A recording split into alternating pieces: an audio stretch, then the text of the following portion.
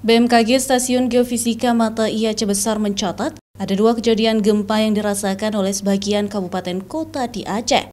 Ada 2 kejadian gempa yang dirasakan oleh masyarakat Aceh kemarin, yaitu berpusat di barat daya Banda Aceh dan Melabuh Aceh Barat.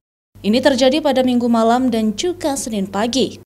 Untuk gempa yang terjadi di barat daya Banda Aceh dengan magnitudo 5,5 dirasakan oleh warga kota Banda Aceh, Aceh Besar, Calang, serta kota Sabang.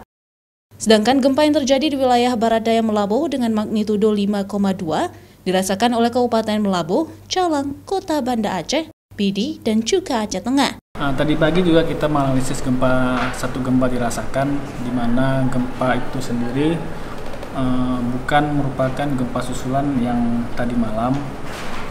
Gempa tersebut dirasakan masyarakat hingga 3 mmi di Melabuh.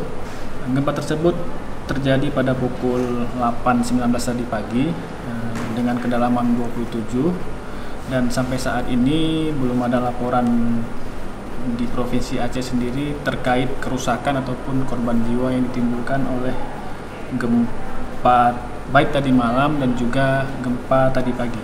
Berdasarkan analisis, tidak ada fenomena gempa pendahuluan dari 2 kejadian gempa itu, sehingga disimpulkan terjadi secara tiba-tiba. Padahal kota Banda Aceh sudah lama tidak mengalami gempa yang dirasakan.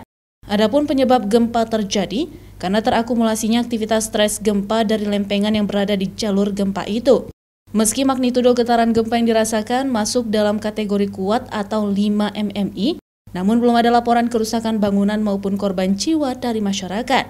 Sementara itu, tim BMKG Stasiun Geofisika Aceh Besar setiap harinya menganalisis aktivitas gempa dengan skala ringan atau magnitudo di bawah angka 3 yang biasanya terjadi di Aceh Tengah, Janto, dan Selimum.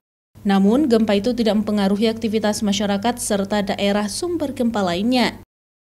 Nova Misdayanti, Kompas TV, Aceh Besar.